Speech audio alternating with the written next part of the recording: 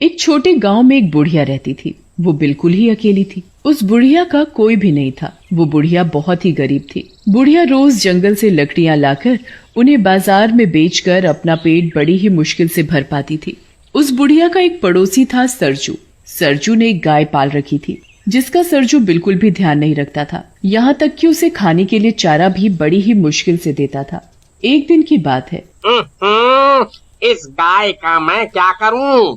ये गाय दूध वूध तो देती है नहीं, बस सारा दिन चारा ही खाती रहती है। इस गाय को कोई खरीदेगा भी तो नहीं, जिसे बेचकर मैं दूसरी नई गाय खरीद लाऊं। सरजू गाय को खाने के लिए चारा तो देता नहीं था, उल्टा उसे मारता और रहता। ये सब बुढ़िया रोज अपने घर से देखा करती। बुढ़िया को उस गाय पर बड़ी दया आती थी। कैसा नासपिटा इंसान है जो गौ माता को मारता रहता है।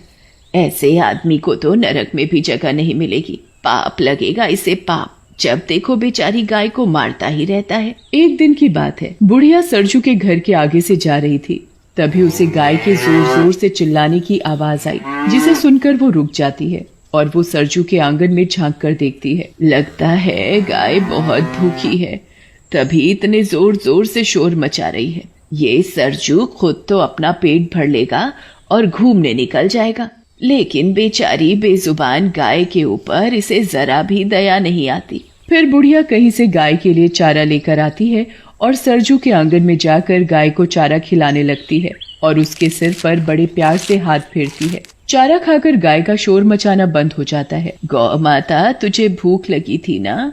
चारा खिलाकर बुढ़िया जैसे ही जाने लगती है तो गौ माता बुढ़िया की साड़ी मुंह में दबा लेती है। गौ माता, अब मुझे जाना होगा। अगर सरजू ने मुझे तेरे साथ देख लिया ना तो सोचेगा मैं गाय चुराने आई हूँ। इससे पहले कि सरजू आए मैं यहाँ से चली जाती हूँ।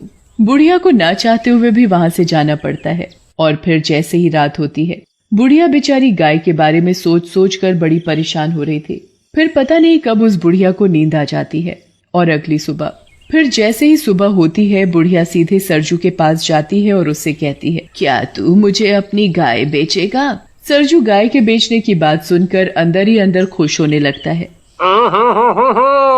आज तो लगता है भगवान ने मेरी सुन ली। क्या हुआ सरजू, तू किस सोच में पड़ गया?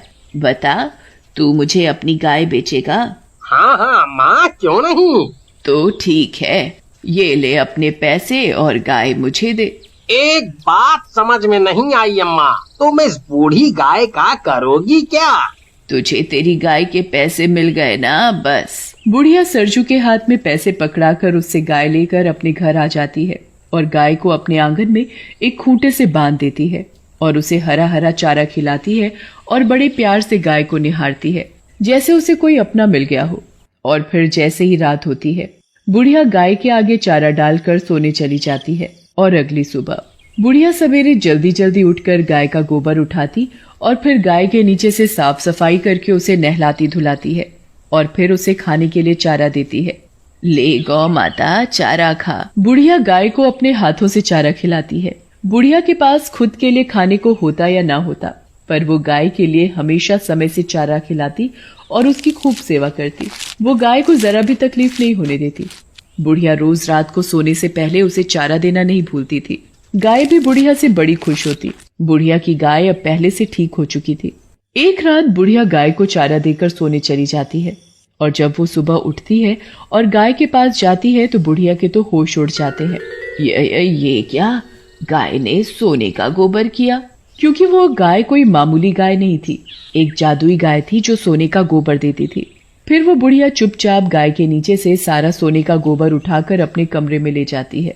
अरे वाह, गौ माता ने मुझे सोने का गोबर दिया, इससे तो मैं गौ माता के लिए और भी चारा खरीद सकूंगी। फिर वो बुढ़िया सोने का गोबर बाजार में बेचकर गाय के लिए एक सुंदर घंटी खरीदती है और अपने और गाय के लिए बहुत सारा खाना खरीदती है। फिर बुढ़िया अपनी गाय को भी बढ़िया चारा खिलाती और खुद भी पेट भर खाना खाती है। भगवान तेरा बहुत बहुत धन्यवाद इस लाचार बेसहारा बुढ़िया की मदद करने के लिए। फिर जैसे ही शाम होती है, बुढ़िया हमेशा की तरह गाय को चारा देकर सोने चली जाती है और जैसे ही सुबह होती है, बुढ़िया जल्दी उठकर गाय के पास जाती है तो देखती है